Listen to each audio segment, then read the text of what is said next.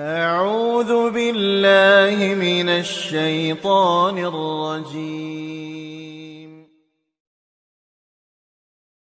Ku bismillah dikawitan, alhamdulillah wekasan, rahmat salam kajungjunan ka nabi akhiru zaman, ka nabi akhiru zaman.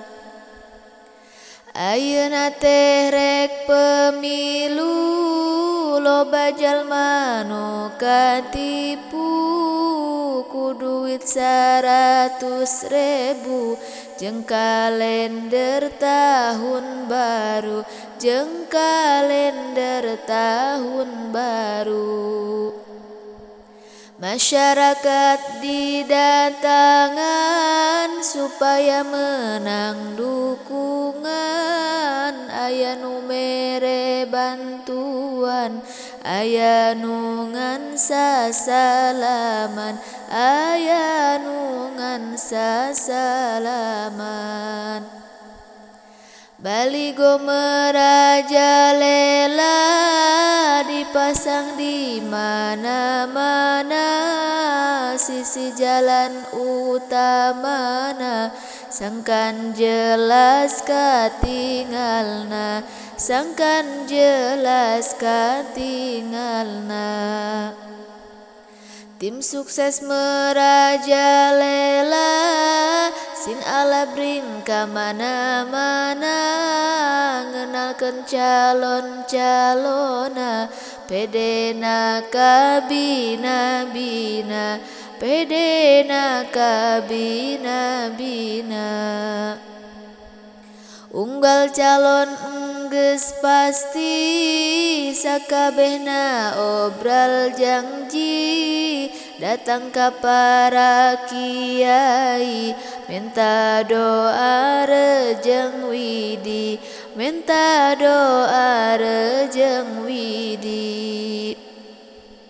Tapi di zaman ayeuna geus palinter jelemana, duit namah ditarima, milihna teuing ka saha, milihna teuing ka saha.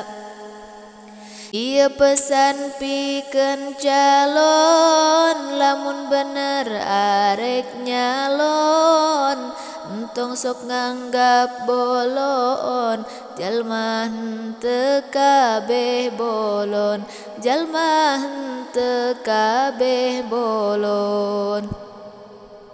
Pek niatan anu hade jeung modalna anu gede, lamun arek barang bere kade kudu singgarede, kade kudu singgarede. Entong loba teuing janji, mending anu enggeus pasti, masyarakat enggeus ngarti, moal bisa ditipu deui, moal bisa ditipu deui. Lobakeun silaturahmi, rejeng ngadoa ka Gusti, teu meunang tong sakit hati, bantuan tong dicokot deui, bantuan tong dicokot deui. Mun meunang kudu syukuran, kade ulah sok pohoan, amanat rakyat gawean, kade kagoda ku setan, kade kagoda ku setan.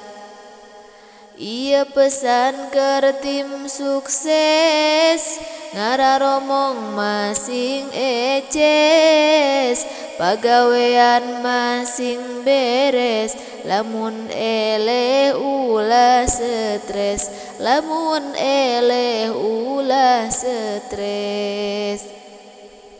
Masyarakat ge sarua rek punta penta tapi tingalian heula lamun arek dicolokna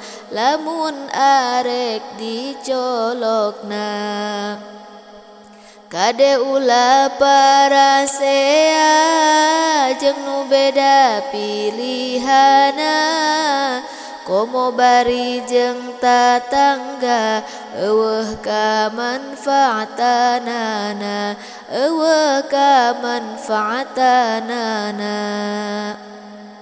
hayu urang ngadarua ka Gusti Allah Ta'ala pemilu tahun ayeuna repeh rapi aman sentosa